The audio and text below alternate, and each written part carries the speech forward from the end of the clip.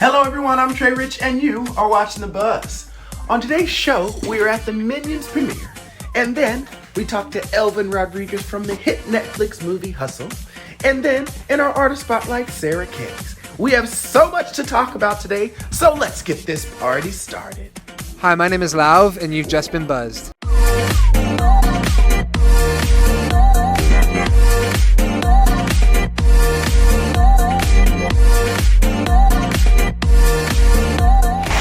Last week, the Supreme Court struck down Roe v. Wade, which made sure safe abortions were available for all women. And now, after 50 years, the conservative court reversed that ruling with a 5-4 vote. So what does that mean? Well, the ruling now leaves the decisions up to the states, and many of the states wasted no time making abortions illegal. But what's worse is that some states are making it illegal no matter what the circumstances. Whether it be rape or incest, abortions will be illegal. So the only thing we can do now is get out and vote. The writing has been on the wall for some time now, and now we have to get out and vote so that the lawmakers can fix this war on women's bodies. If you want to know more, all you have to do is Google. There are many forums and alternatives to get the information you need to right this wrong. First up, Madison is at the Minions: The Rise of Gru premiere at the TCL Chinese Theater to talk to the cast. Let's take a look. What's up, everyone? I'm Madison Brodsky at the Chinese Theater for their yellow carpet of the Minions premiere. We're talking to all the cast about why this movie is a kid's classic. Big smile, big smile. Right above them, right above them, little wave. Hold still one time, right up top. And next to her. Yeah, straight ahead, they got it right here. Everybody say Steve. Thank you very much. Great. All right. Well, congratulations on the movie. How cool is it that you get to bring your whole family out to enjoy a piece of work that you did? Thank you. Yeah, it's really a pleasure. I mean, my daughters just moved to LA, both of them. My fiance hasn't been to a premiere for 3 years since we met. So now we're all here and we're going to have fun. And it's early morning premiere, which is different. Yeah, difficult, different. But you have to start the hair at 7:30 in the morning. It's a little bit, after breakfast. Yeah, absolutely. But it's really cool because it's a switch up from what you're used to, right? We're used to such action from you. So what is it like to use your voice rather than your body? It's fun. It's fun to be part of a comedy, and it's interesting to work sort of a different medium where the voice is your tool, and then they draw the pictures to the voice instead of the other way around. So, yeah, it was satisfying, and like I said, it's a great franchise, and I think it's the fact that it's innocent and entertaining and doesn't have any kind of viciousness to it. I think it's good now, because sometimes you turn on the news and there's just so much negative stuff, you just want to turn it right off. But here, this is something everybody can enjoy and the family can enjoy. First of all, doing animation is so much fun because you don't have to wear makeup, you don't have to watch your hair, show up in pajamas if you want, and you work real close with the director because all it is a voice, so hey, you sounded different, so it's not a lot of, watch out, look out where the camera is, so it's really a lot of fun. A lot of people don't like doing it. I love doing it, you know what I mean?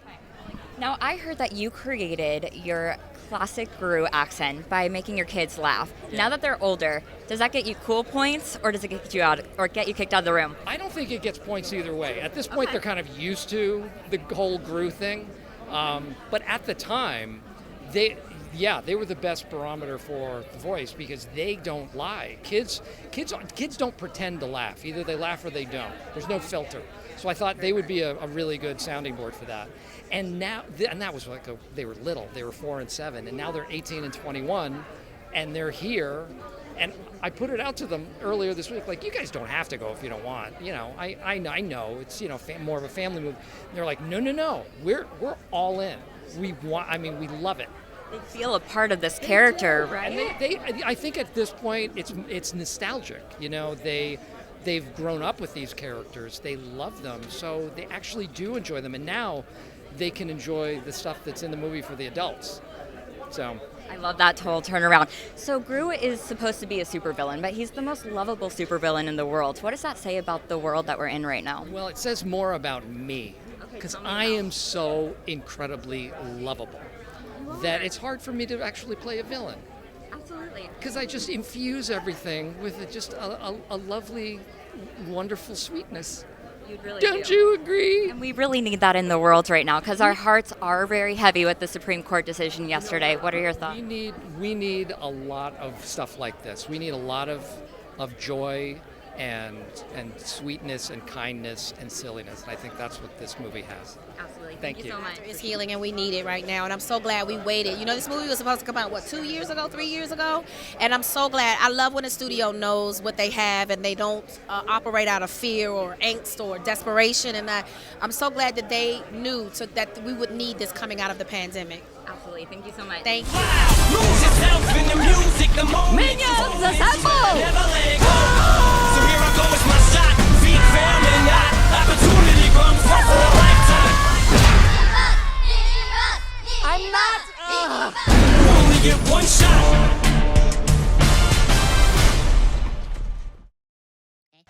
Minions: The Rise of Gru is in theaters on July 1st, so please go see that with your family.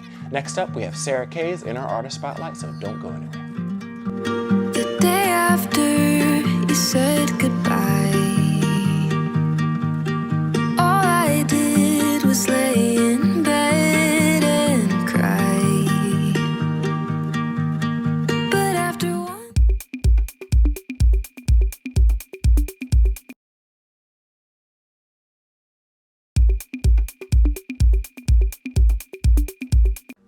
Sara Kay's just headlined the Troubadour in Los Angeles as part of her biggest North American headlining tour. Sara made her late-night TV debut on The Late Show with Stephen Colbert, performing her first gold-certified viral breakup anthem, Remember That Night. We have her up next, so let's take a look. Hey, I'm Sara Kays, and I'm here at the Troubadour for my show tonight.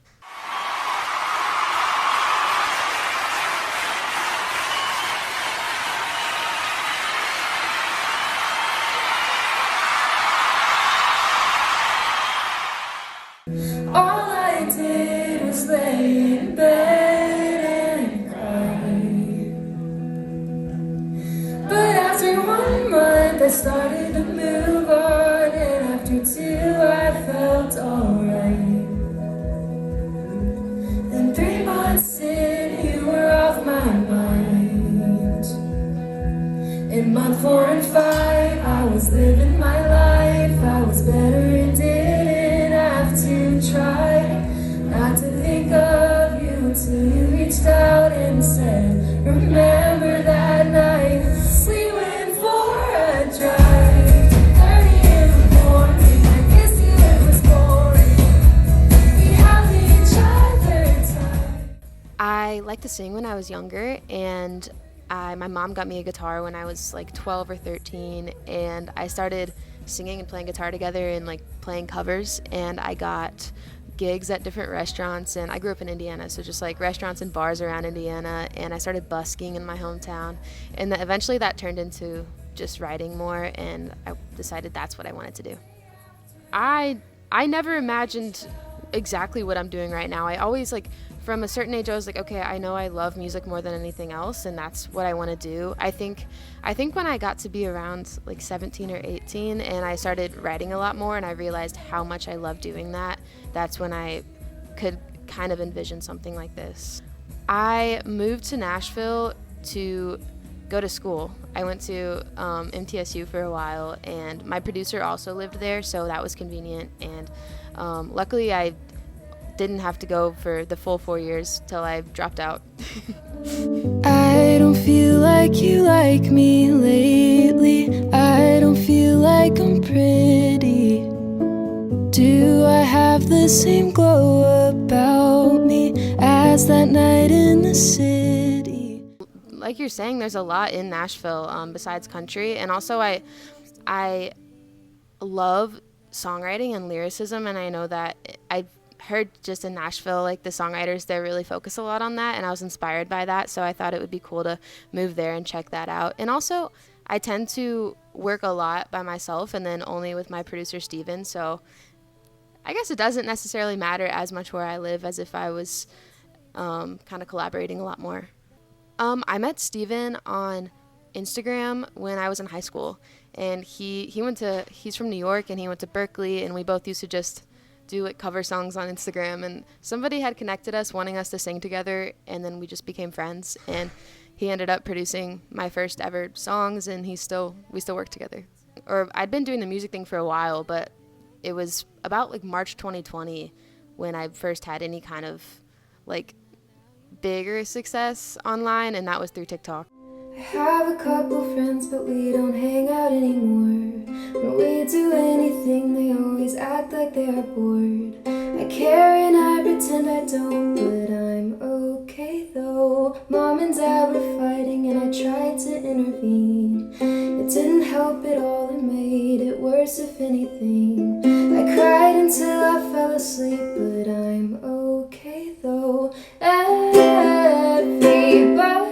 Yeah, I remember how mind blown I was. Like, I'd never discovered a platform where you could post something and get that instant of a big reaction. Like, I was kind of at a loss, like, at that time with Instagram and, like, YouTube and those type of platforms, because I felt like I was only posting to the people who followed me, and I didn't know how to reach people outside of that. So I just remember posting songs about, like, struggling with body image and stuff, and I, like, within one day, like, it reached all these people who related to it, and it was an amazing feeling. So when you have do any amount of success, it's like the next thing you do, there's a level of like wanting it to do better. And I've talked to other artists about that too.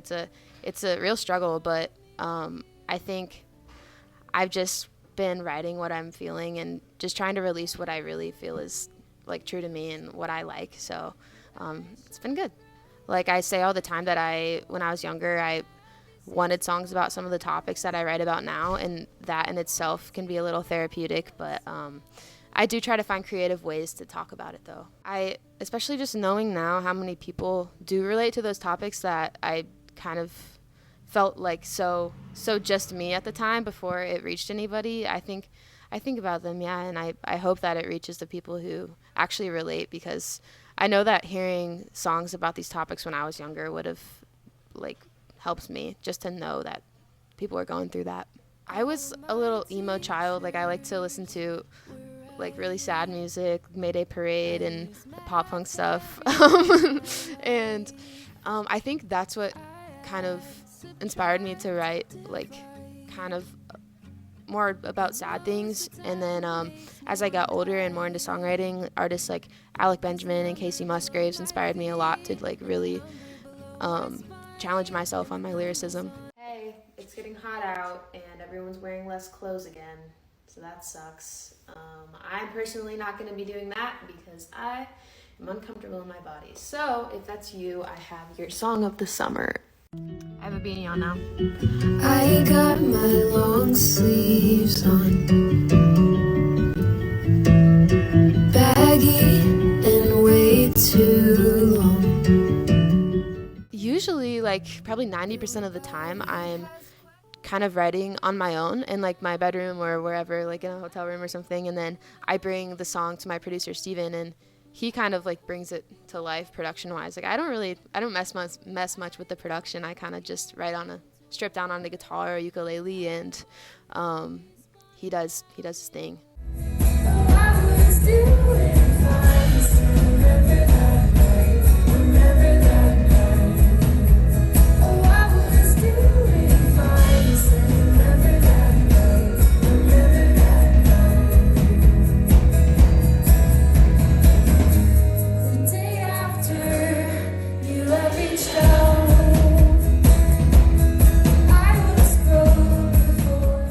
Being on tour for kind of a little bit of the first time and like on a bus for the first time, it's impossible to find space or time to like write songs. So if I find downtime where I also have a space to myself, like I'm trying to write. Otherwise I'm just kind of existing and scrolling probably, or, laying around. I have a song called Watching TV that I've been playing on tour, but it's coming out next month. I've had a love that was doomed from the start. I've had a love that slowly fell apart. I've had a couple more that didn't make sense, but at least I knew when those came to an end that it was coming, and I'd be fine. I think this is my first time playing a song that is not released yet. on a tour, and I love it. I love being able to show like the people who come to the shows something new that no one else gets to hear. Hi, my name is Sara Kays, and you've just been buzzed. Yesterday you were happy to see me, fell hard asleep watching reruns on repeat. Then when morning came, you decided to leave me. Where did that come from? We were just watching TV. Check out Sarah's Instagram and see when she's in a city near you, and please check out her current song, Math, that's out now. Don't go anywhere, we still have more show to go. After the break, we will talk to Elvin Rodriguez from the Adam Sandler Netflix film, Hustle.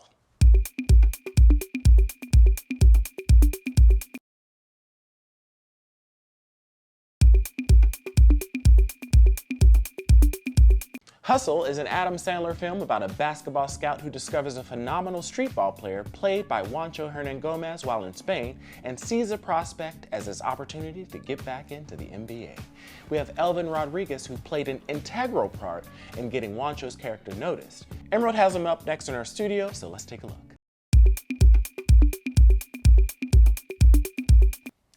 What's going on, everyone? I'm Emerald Marie, and today we have one of the cast members of the newest Netflix film, Hustle.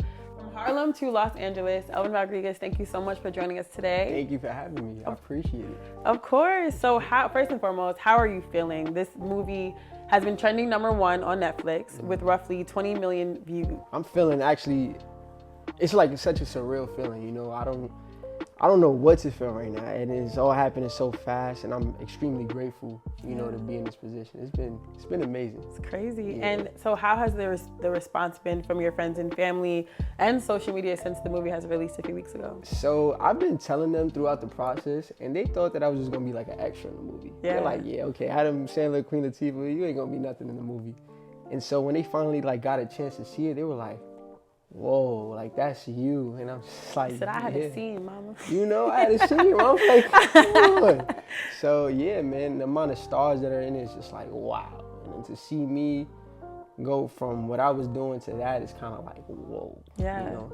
And so let's get into that. So you play Mr. Everything, and though your scene isn't super long, it doesn't have a tremendous amount of words, it was such a pivotal point. It was a scene that Adam Sandler, who's playing the recruiter, the NBA recruiter, is choosing who's going to be the player that the movie focuses on. So he has to get through you. How does that feel that was the scene in your role in the film? It was actually amazing, and I'm grateful for having that scene because I am a nice guy in real life, you know, but I'm kind of like a villain. I'm playing like the villain role in the movie. Yeah. So the good thing about the scene is like the turning point for Bo to make it to the league, for Adam to discover him overseas playing against me. Right. So like it felt good, you know, just getting into that character, doing the meditation to get into that character, thinking about something that would make me mad. Yeah. To be that villain, so. Yeah, and we're gonna get into the acting skills because it was off the chain. But as far as just the way that scene was, do you feel like it, you know, definitely illustrated what street ball is like? Was it authentic to that environment? Absolutely, like you're gonna come across a lot of aggressive people in the street ball game, but it's just like the way you respond, kind of like what Bo did. Right. Instead of him, you know, wanting to fight me and stuff like that, and actually kind of like wanting to fight me, he kind of like handled it in a very good way. Right. Kept it composed, and he let his game speak for himself. So. Right. So you do seem like a nice guy. So you definitely played the villain in this. Yeah. So how has it been with acting? Tell us how that process was getting casted, this being really a breakout role for you. How was that process like? So it all started during the pandemic. I was in the house and I was watching, I believe, some news channel in New York. It might have been like New York 1 or something. And it basically said, oh, if you leave the house past this time, you will get arrested. And me being the basketball player that I am, I'm like, I have to go play basketball. Like, I'm not just gonna sit here all day. Yeah. I'm gonna find a rim, because they were taking out all the rims in New York City. So I left the crib and I went and I actually found one rim, but I had to climb a gate to get over it. Right. So as I'm climbing, this one guy comes, he's like, hey, hey, hey. And I'm like, damn, it's an undercover cop. I'm like, he about to get me, And so I'm actually about to start running. He goes, no. I've seen you playing a street ball tournament out here called Dykeman. Oh, wow. Are you Elvin? He's like, you're E5, 'cause that's like my nickname in New York City. I'm like, yeah, that's me. And then he goes, there's this movie that's about to come out with Adam Sandler, Queen Latifah. You should try out for it. Wow. So I'm looking at him like, me? And this was a security guard? No, this was a random guy. I guess he lived in the building. Wow. Where I was trying to climb over the gate. And he was like, you should try out for this movie. So me being me and just wanting to try something new, I went to the house, submitted my name, and I ended up getting a call from Kim Coleman. Wow. Who casted me for the movie. The rest was history from there. That's crazy. Yeah. I love it. Yep. So I love, one, just the underdog story, right? Mhm. And one thing that stood out to me in the movie was there's not always a traditional way to go to the NBA or go pro. How did you feel about this storyline showcasing someone who was, killing it in street ball and then still making it? It opens up a whole nother market for street ball. Yeah. Not a lot of players get the opportunity to showcase themselves on the big stage and stuff like that. So now by Bo Cruz being that player who does it from street ball, it gives those street ballers out there hope. That there is a way, because you never know who's watching. Right. And that's one thing that I learned growing up. I would say that I kind of got my scholarship because I was a street baller. Yeah. Like even the announcers in college, like, oh yeah, Coach Ronnie Billis from the University of Denver kind of like found them through street ball. Yeah. So like that whole hustle mentality, kind of like the storyline behind it, reflects on my life. Yeah. And it was amazing. Yeah. So this is your first ever acting opportunity. So how is that? This is your first time seeing yourself on the big screen. How does that feel? It feels amazing because it then goes back to about when I was like 8 or 9 in my grandma's house. I would stand in front of a blank screen and I would just talk to myself because I always envisioned myself being on TV.